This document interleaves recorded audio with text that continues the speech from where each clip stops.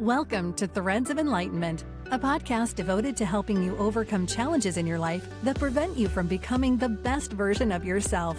Each episode features interviews with people from all walks of life about their journey of self-development and the principles they utilize to overcome their fears to achieve their desired outcome. Ready to be enlightened? Here's your host, Ken Primus.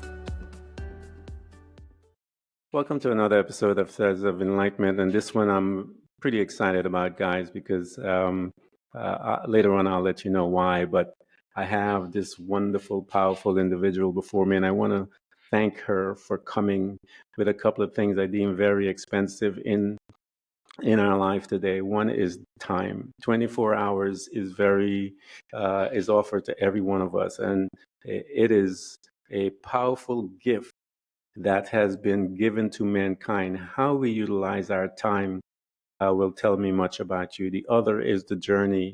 The journey is a powerful creator. It has created Meera in front of us, and I want to thank her and honor her for coming and sharing these precious commodity here with us at Threads of Enlightenment. Meera, thank you so much for coming. Well, thank you, Ken. It's wonderful to be here. Thanks for having me. It's an honor. As I mentioned to you, the first question that I throw at you guys as you come out is, how do you serve mankind? And it's also for the audience, for them to get a picture that this life is not just about them. It's also about the collective. We ought to go through our journey, but we ought not to stay there. We ought to continue in our development so that we can become servants and help each other through our pain. So how do you serve mankind? Well, service is actually really important to me. I'm an Ishaya Monk, and so actually my everyday life is about service, surrender and stillness, so every single moment of every single day, it's almost like I'm looking for places to give. And I think the speciality, I think, in that is in teaching the Ascension techniques that I practice and use myself, which enables me to come back into myself, know myself fully, and then I help others do the same. But kind of within that, there's become a thread that revealed itself, mainly because of my experiences. I think we serve best when we kind of teach from our own experience, when we share what we've been through. And so for me, having been in long-term chronic pain for many years, one of the ways I help people is to help them to transcend suffering. There's a difference between pain and suffering, for example. So pain is always possible, but suffering isn't necessary. And so, that's one of the main ways I serve, is to help people out of pain, to change their relationship with pain, to actually, the way out of pain is into yourself, So when you can come back into yourself, you have a pure experience of your body, of your mind, of everything. Every experience is pure and gentle. And so, it's very easy to transcend pain, to have a different experience. And so, that's the main place I serve. But really, it's just coming, that's physical pain. But people are suffering, aren't they? Mentally and emotionally too. And so with anxiety, depression, not wanting to live, sadness, grief, stress, we're all suffering from something. And so, for me, I help people to recognize that there's almost a different operating mode. Like if you come back into self, into presence, you have a very different experience of life. And so, that's where I serve, helping people to come back to themselves. I love it. One of the customs that we have here at Threads of Enlightenment is we go back in this thing called the time machine to revisit some of the spaces that we usually reside for a few years, if you will. The first space that we reside as a human being is that family unit. We're instructed that a mom and dad, in some cases, at different genders, but that family unit is there. And those individuals are now going to begin to program you, if you will, to think a certain way and to act based on culture, based on whatever religion, based on different things that are there in micro levels of programming. But mom and dad are now going to deposit info into you. What was your family unit like? Well, my family unit was very loving, actually, but very traumatized. I think most families are, actually. It's like we have a way of interacting with each other which we adopt from our parents. So, unless your parents are very peaceful and still and calm and quiet, then we pick up certain traits from them. So I think one of the things I first recognised with my mum, making phone calls, for example, she was terrified of making phone calls, like huge anxiety. So I adopted that. And it's like kind of seeing how, in some respects, we don't want to become like our parents, but I think we always do, because children are like sponges and we absorb everything. So, taking everything in that was around me, I became very anxious. I became very stressed, and I became this person who needed to be doing something in order to feel like I'd achieved something. So really that was very pressure filled, because it's almost like however much I did, it was never enough. So I was always having to do more. I was always having to prove myself and justify my existence, if you like. And so, my experience now is very, very different. Coming back into being, as the foundation for doing, is a very, very different experience. So I'm so grateful actually to my family for showing me the way not to do it, in a way, I think it enabled me. It creates resourcefulness, all the stress and trauma, it creates resourcefulness. It pushes us to go for more. So I'm actually very grateful for my upbringing. Yeah, I think when we begin to look back and heal, we can see the purpose of the upbringing and how it fits into our entire being. And then there's a degree of appreciation that goes into it, even though some of those times were hard, but we get a chance to learn how to forgive. And from the forgiveness and all those different things comes the appreciation of what we learned as a result of being a part of that trauma or whatever it is that we experienced. So here you are, and I tell people every place, every family is about trauma. It's where we are given birth to a degree.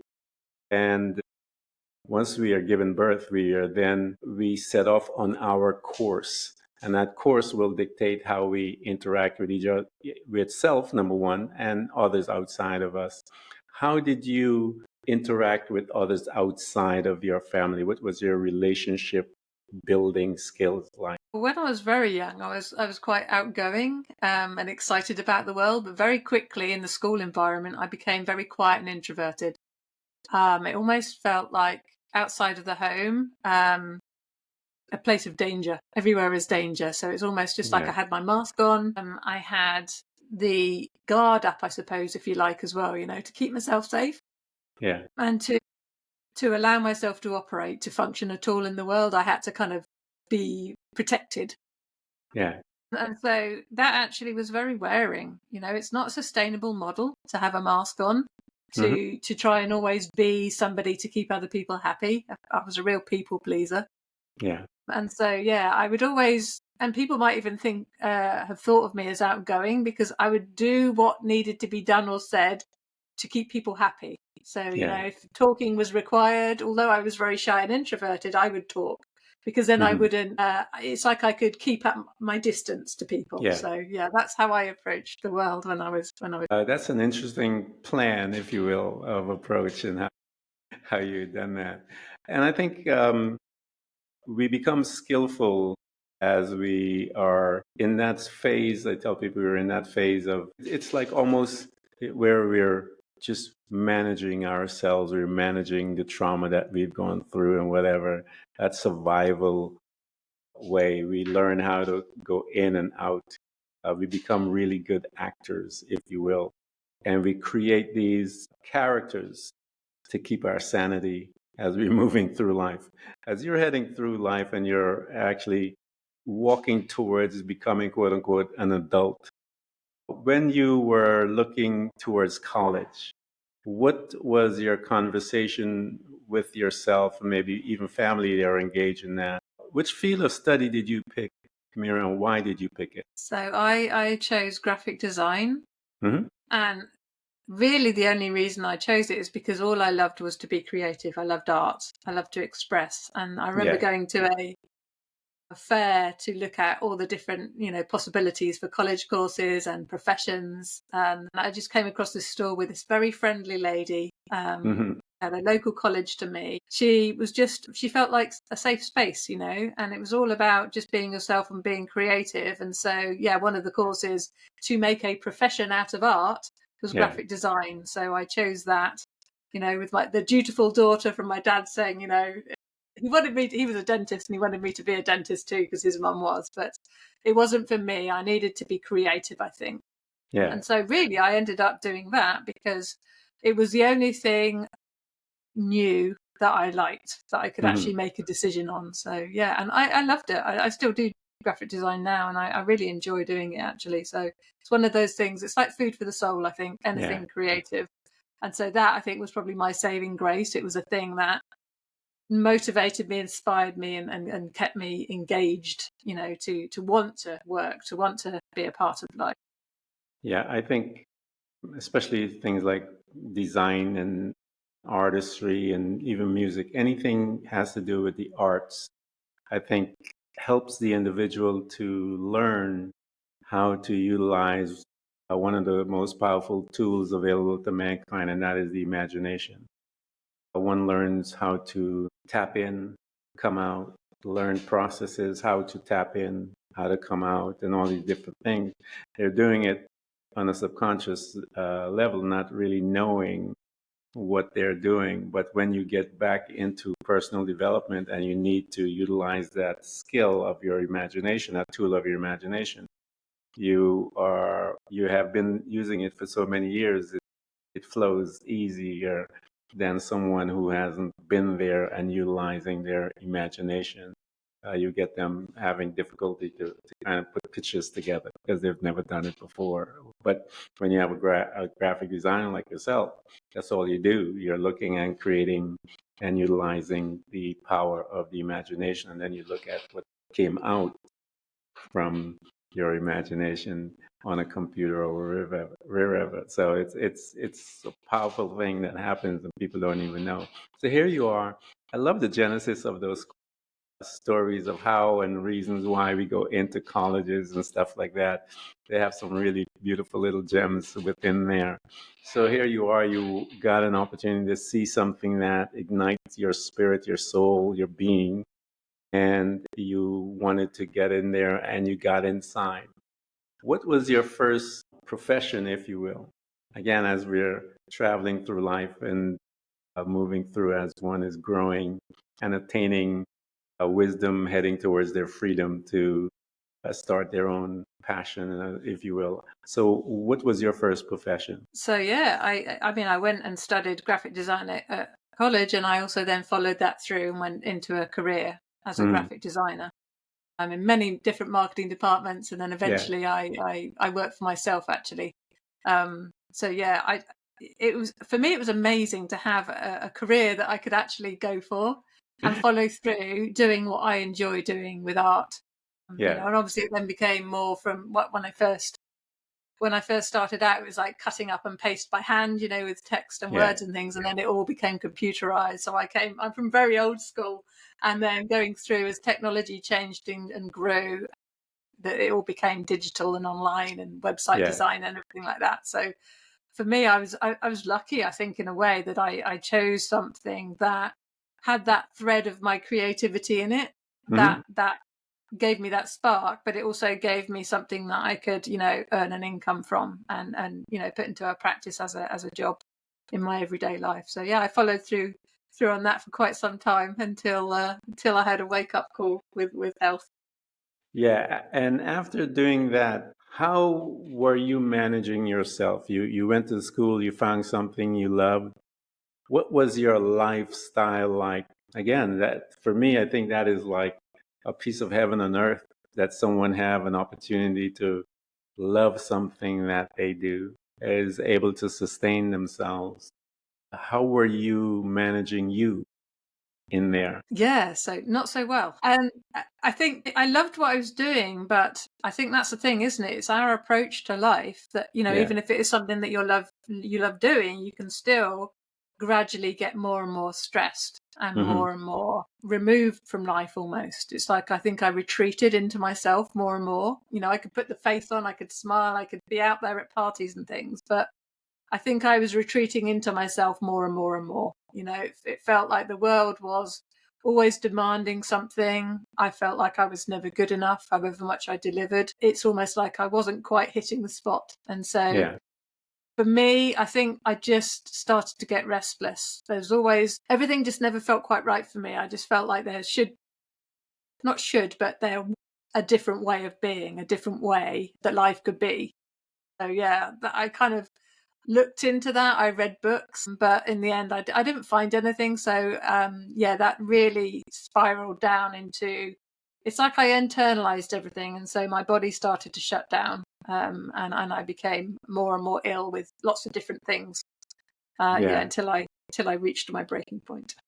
Yeah, it's interesting. So here you are, you have all of this data. We have all this data out there, uh, Meera, that you can get from books and Google and all these different things. And yet you weren't able to find something that spoke to you, if you will, that was able to arrest you to the point where you began to delve in to gain some more insight into that. That must have felt extremely frustrating, to not be able to have that information that you're looking for in a sea of information. I mean, what did it do to you? Yeah, so it was very frustrating, and I think there was just like all the books I'd read, but it was all theoretical. You know, so Yeah, like The Power of Now, it'd always talk about presence, being in the now, and all of these wonderful spiritual things.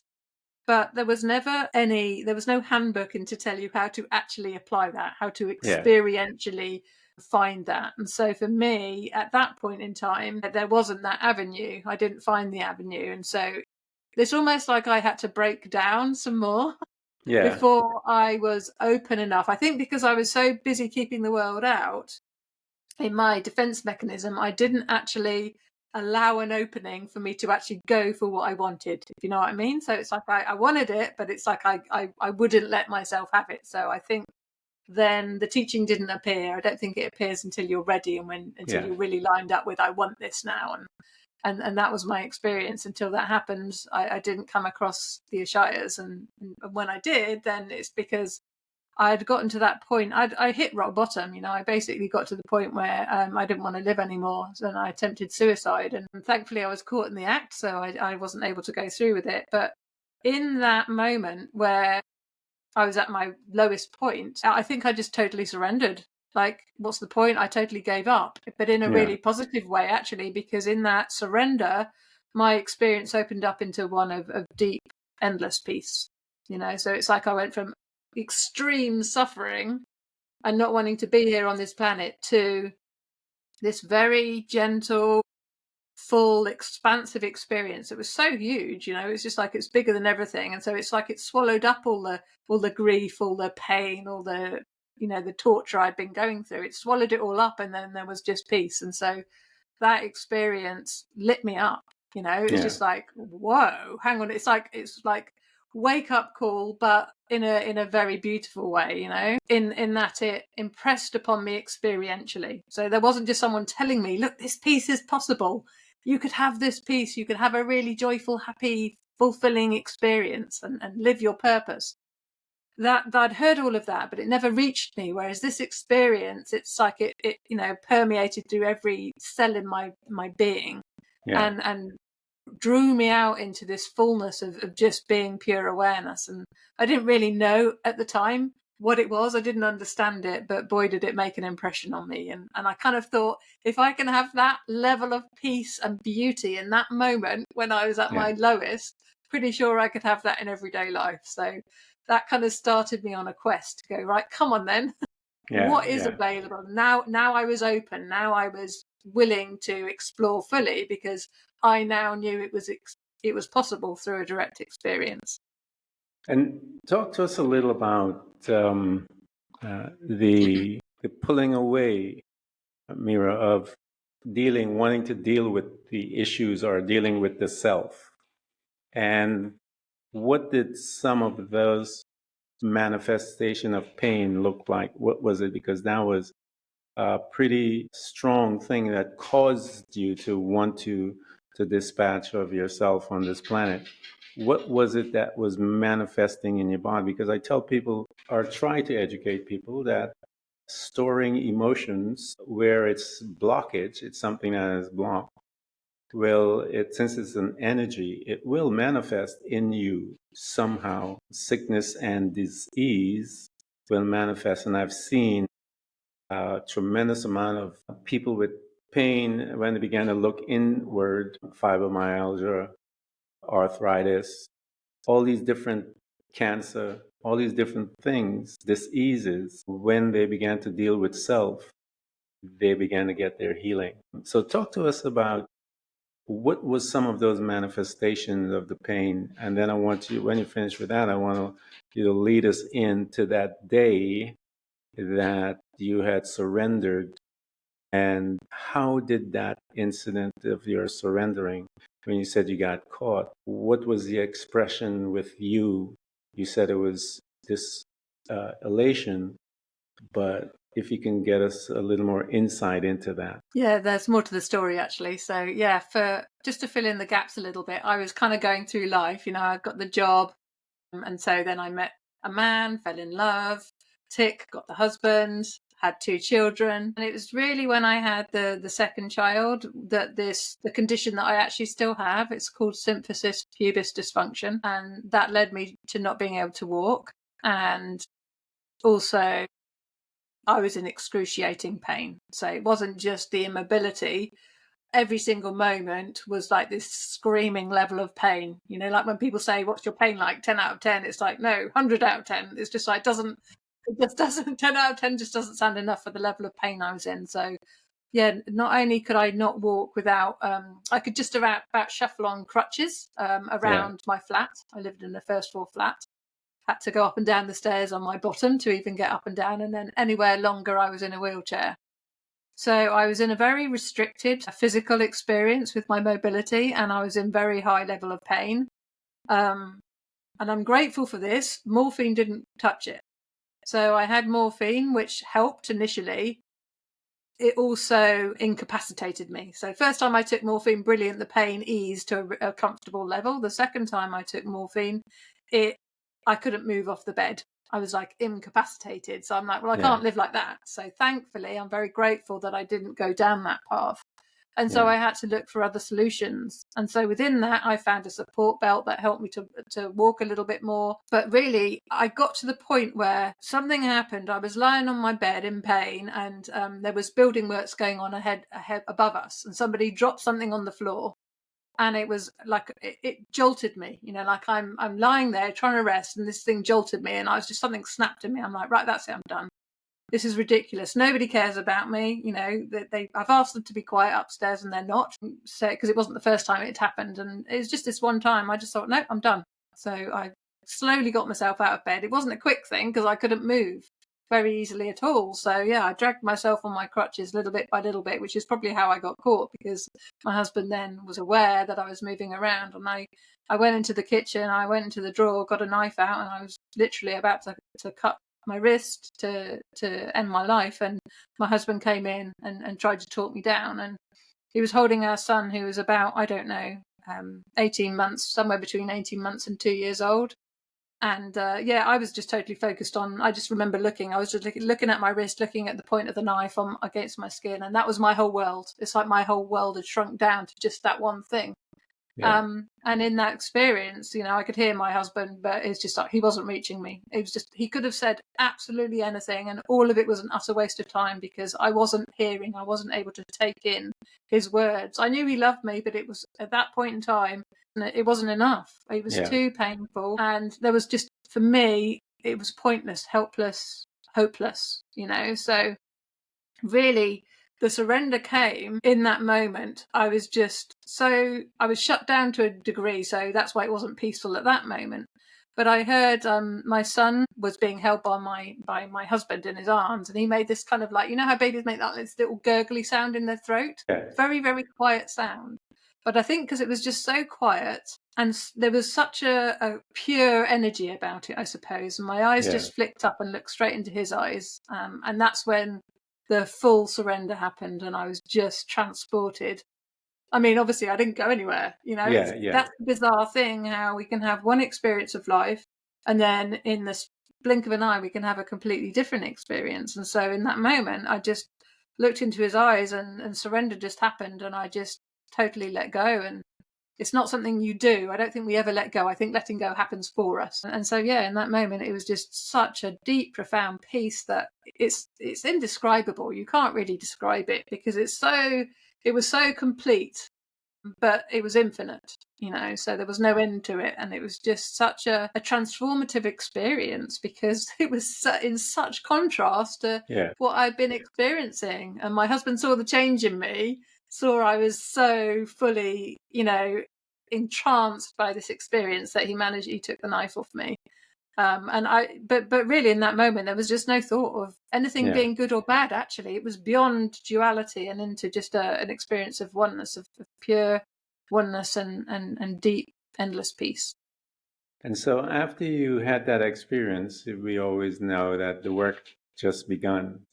After that, having that experience, what was it that you said to yourself? Because I tell people, life is a series of decisions, especially when your soul or your subconscious individual makes that decision. It's amazing how there's a synchronicity to life that begins to come together. It takes time, but it'll come together to make what you said in that moment a reality.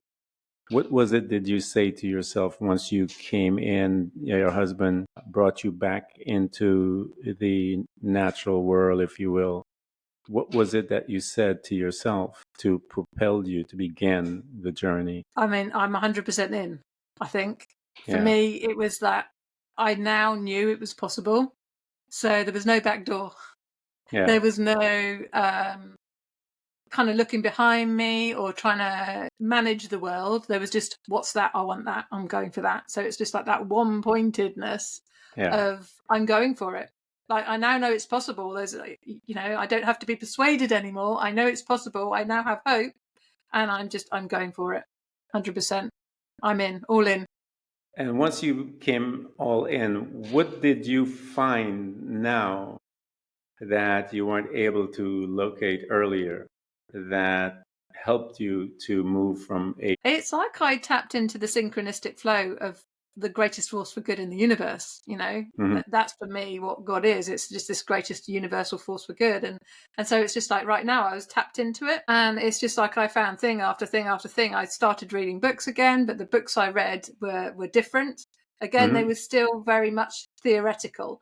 So then I started doing workshops, and each workshop was just so beautiful and so enlivening, and it's just like I always had this experience on the workshop. And so really I then got restless again because I was having these amazing experiences. They'd last for about a week, maybe 2 weeks after the workshop, and then it would go again. And I'd be like, but I want to replicate that. How do I have that workshop feeling in my everyday life? So when that became my decision, that became my choice of, right, I want to replicate this. I know it's possible. How do I get this in my everyday life? Something that I can do, that I can empower myself, and I don't have to look to another person.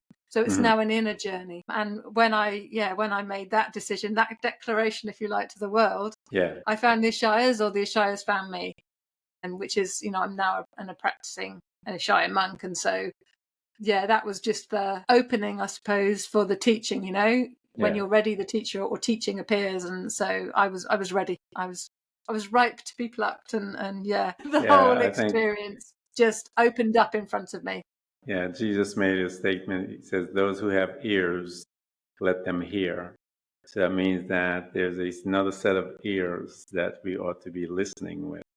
And once that individual, as I said, makes some decisions, there's a synchronicity to life that pulls things together really quick. And I think it's just a matter of energy accessing energy at an accelerated rate because of your need and the demand that was placed by you to attain a certain thing. So as you stated, the teacher found you and you began to immerse yourself within the teachings. What began to happen to you? What happened to me is I started to lose everything that I was not. So the techniques have enabled me to discern the difference between what is just a thought and what is pure awareness. And I'm lucky in that the techniques I use are mechanical, so they automatically direct your attention onto awareness. And so it just becomes this moving towards the goodness, moving towards the wholeness, the completeness, the presence, rather than trying to get rid of thoughts. There's a misconception with meditation that you have to quiet the mind and clear all the thoughts out of the way.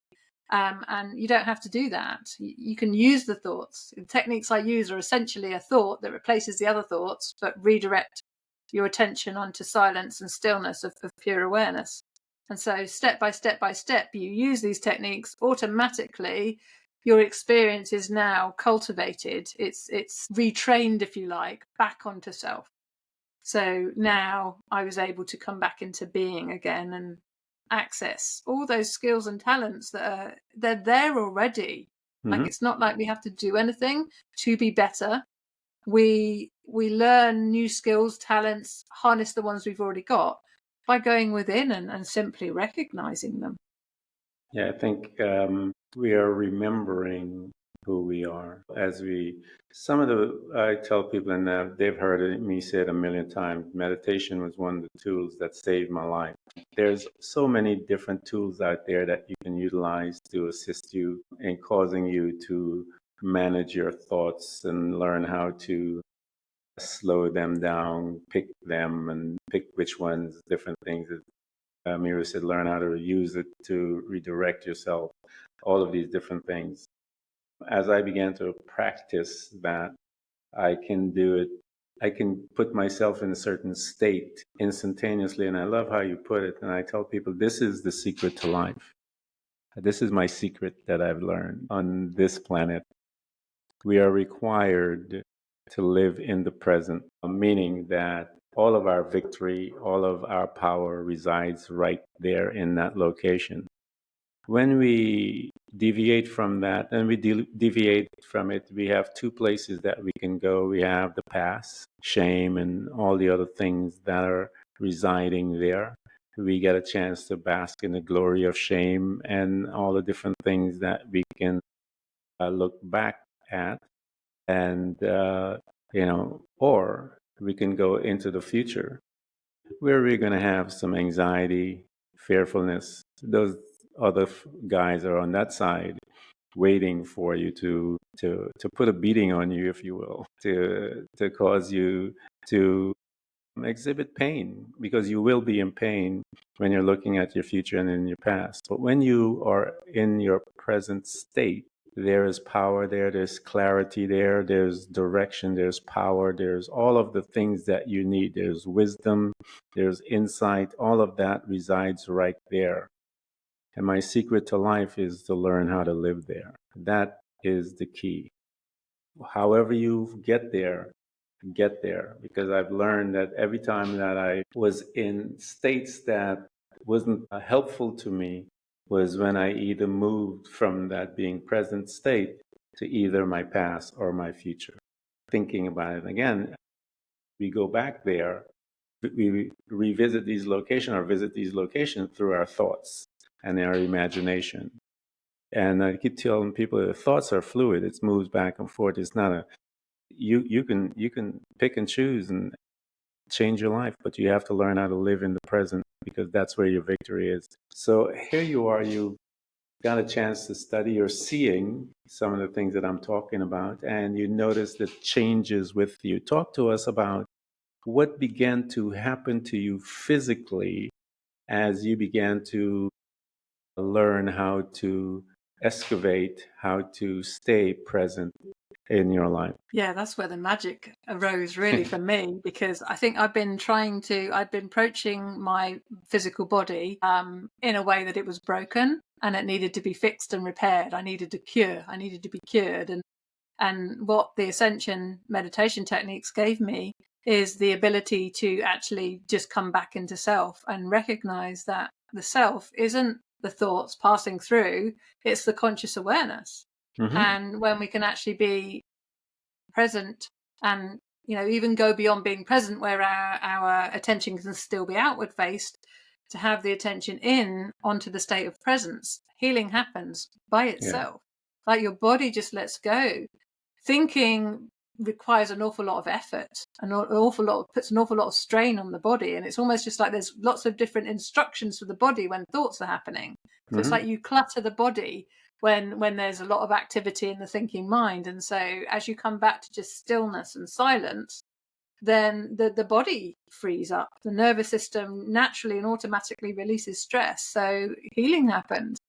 I got better and better, healthier and healthier in so many different areas, from like repeated headaches my asthma got easier, my walking and mobility got more smooth and fluid. And so and I'm fascinated still now today to see what else is possible, because I'm no longer in any pain whatsoever.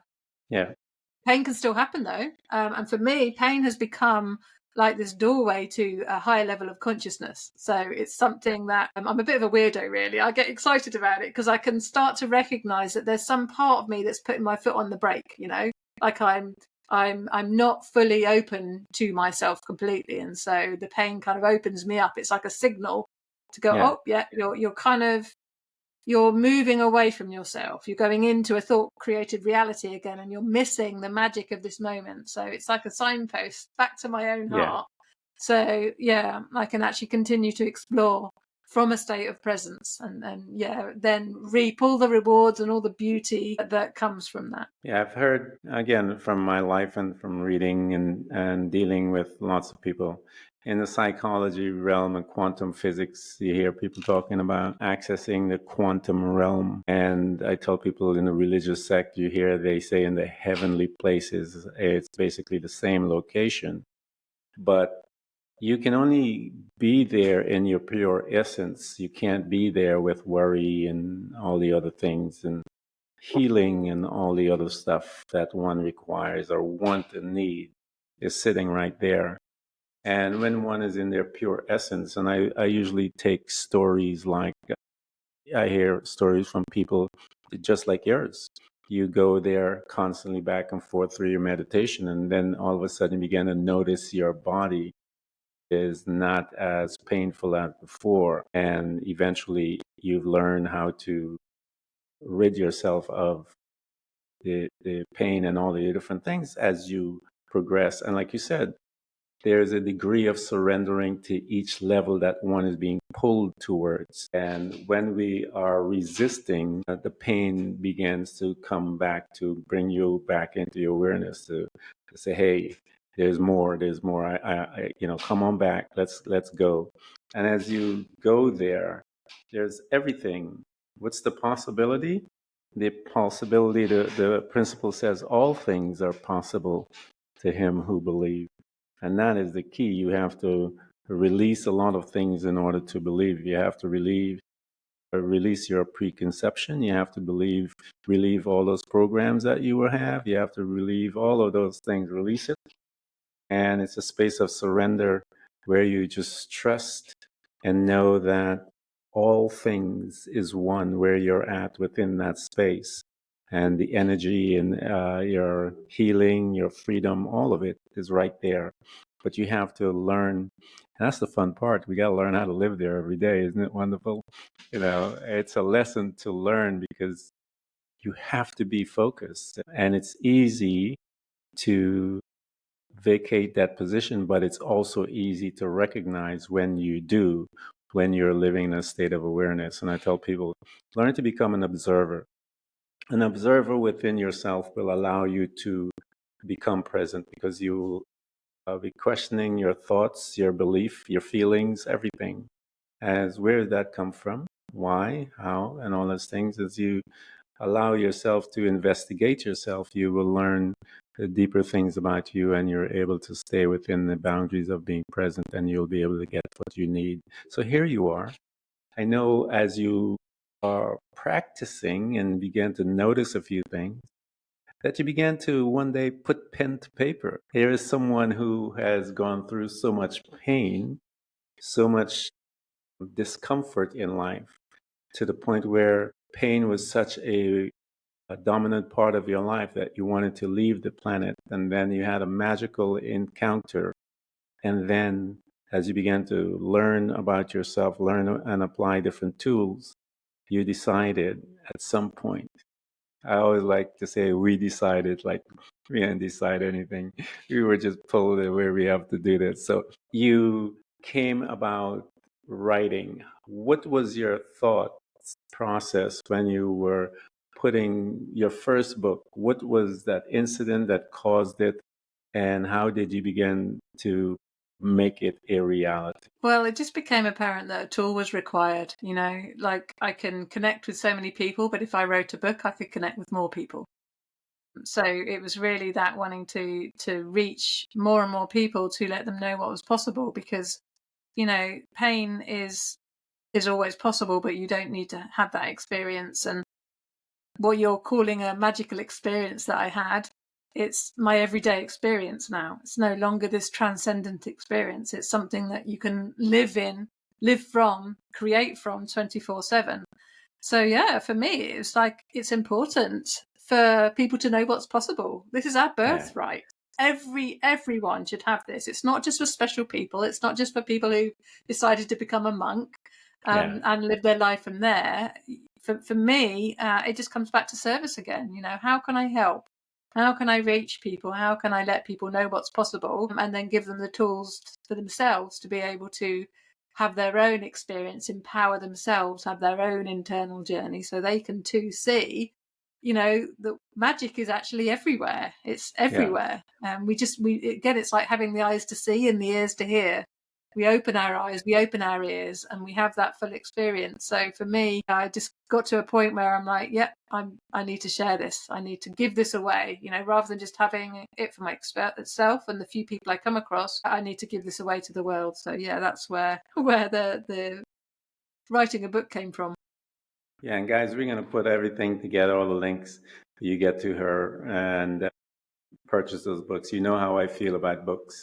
I keep telling people within the walls that we call covers, how is much wisdom, insight, and knowledge. People went through much to gain all of that. And so that you don't have to go through all of those pains and stuff that we find ourselves, those dark places. But I always tell them, when you're coming to a book, you have to come expecting that you're going to get something from the book.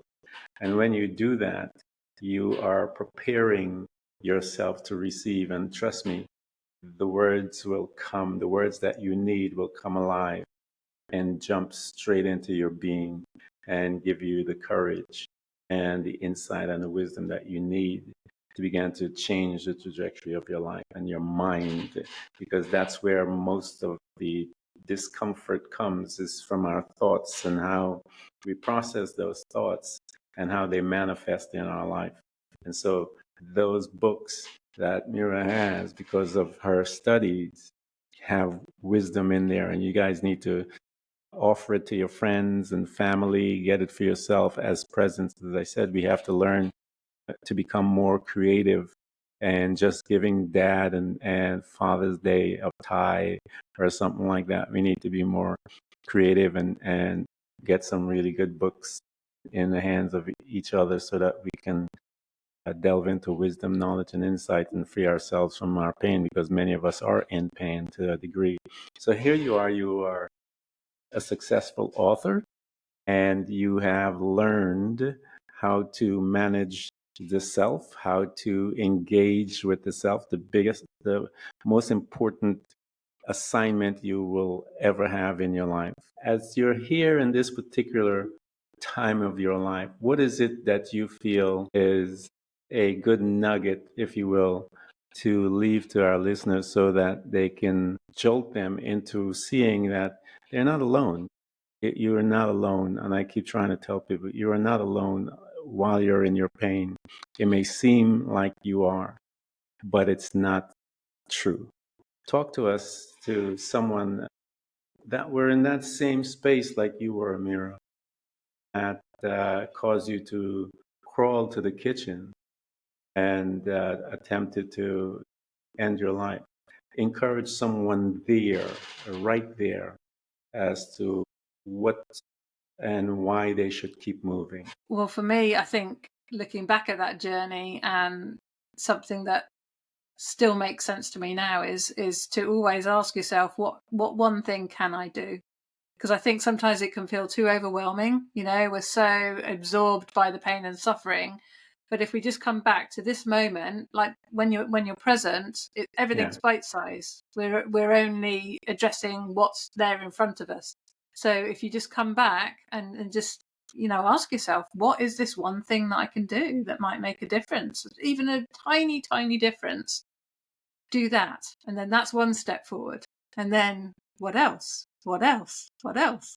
So you're not overwhelming yourself. You're not trying to get to the end result. So often people kind of put the cart before the horse and they try and get to the end result. Whereas for me, certainly the techniques I teach, we call it the path of joy. So we come back to this moment. What can I do? Almost what wants to happen. Because I do believe there's this greatest force for good that's always trying to help us. There's a belief in pronoia, for example. It's the opposite of paranoia. Paranoia is like the whole world's out to get me. Pronoia is the belief that there is this force for good that is secretly working in our favor. Go for it. Try one small thing and see if that improves things. If it doesn't, course correct, try something else. But for me, it was just like little bit by little bit building on with all these tiny things made a really, really big difference. And you start to gain momentum as well.